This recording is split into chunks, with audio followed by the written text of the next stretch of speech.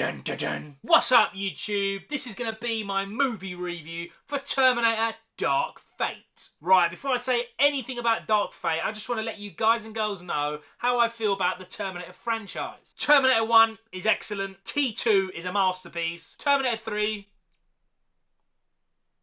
Terminator Salvation, and Terminator Genesis, I'm perfectly on the fence. I don't hate it. I don't like it. I don't think it's a good movie. I think it's an average movie with some good little bits sprinkled throughout. But ladies and gentlemen, I'm going to say it right now.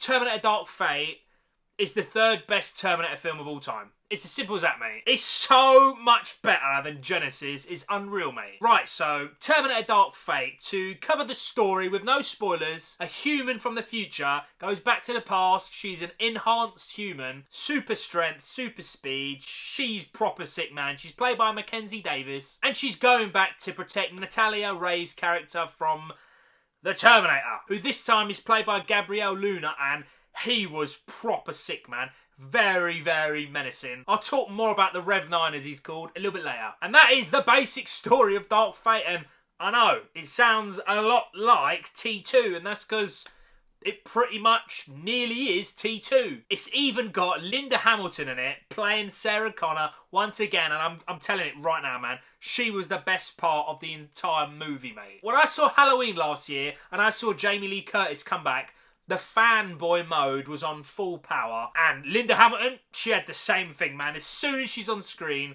it's proper epic, man. And Arnold Schwarzenegger is back once again, and again, he was so good, man. Even better than he was in Terminator Genesis, and he was the best bit in that movie for me. They also do a lot of new things with his character. It's not just like a slap rehash of Genesis. So yeah, the story is very, very familiar. They do take it in different directions, to be totally fair, and the cast was very, very good. Right, so let's talk about the Terminator, man.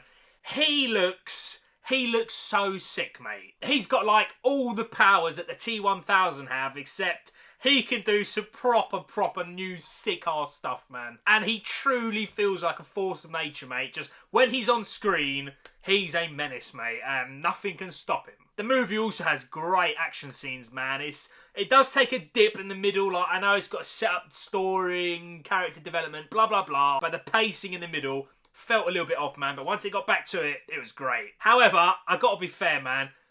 There's a lot of CGI in this movie. Now, most of it is pretty solid, but there are a few scenes where you're like, yeah, that's definitely CGI. I'm not going to say what scenes the bad CGI's in, but you're going to notice it straight away. But for the most part, it's alright. And finally, we have an R-rated Terminator once again, and they don't hold back, man. It's well-deserved of its R rating. Not only do we need this R rating for this movie, but thankfully, man, Tim Miller's directing it, and he directed Deadpool, so I can't be dealing with no Tim Miller Terminator rated 13 PG, whatever. I don't want to see it, and I'm sure no one does, but it's R-rated, yes. Now, before I give you my score, ladies and gentlemen, I just want to quickly say two quick things. I get what they're doing with the story, I get the direction it's going in, but I can't say what it is because it's a big spoiler. But timeline-wise, it's pretty crazy now, man. Actually, no, it's not crazy, it's pretty fucked, mate. The timeline is like just,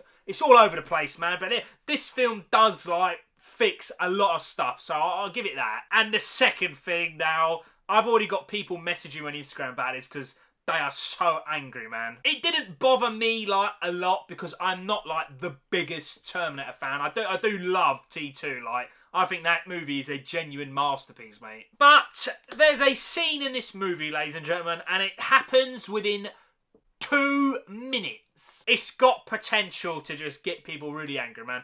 Really, really angry.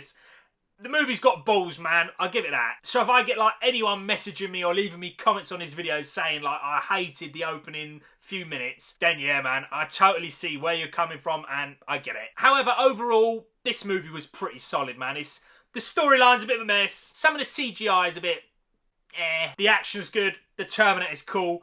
The returning cast and the new cast, they're all good. It's R-rated, finally. It's also It's also really funny, man. I mean, Arnold's got some really good lines, man. Him and Linda just, yeah, the movie's pretty funny. It kills Rise of Machines, it kills off Salvation, it kills off Genesis. This is genuinely the third best Terminator movie, and I can't be angry at that, man. And for that reason, I'm gonna give Terminator Dark Fate 7 nerds out of 10. If you can get past the first, like, 5 minutes and you're not totally raging, then I'm pretty sure you're gonna like the movie, man. Now, ladies and gentlemen, have you seen Terminator Dark Fate? Do you want to see it, or are you skipping it completely? Let me know in the comment section below. Thank you so much for watching this movie review. I'll see you in the next one. Remember, I'll be back. You will subscribe.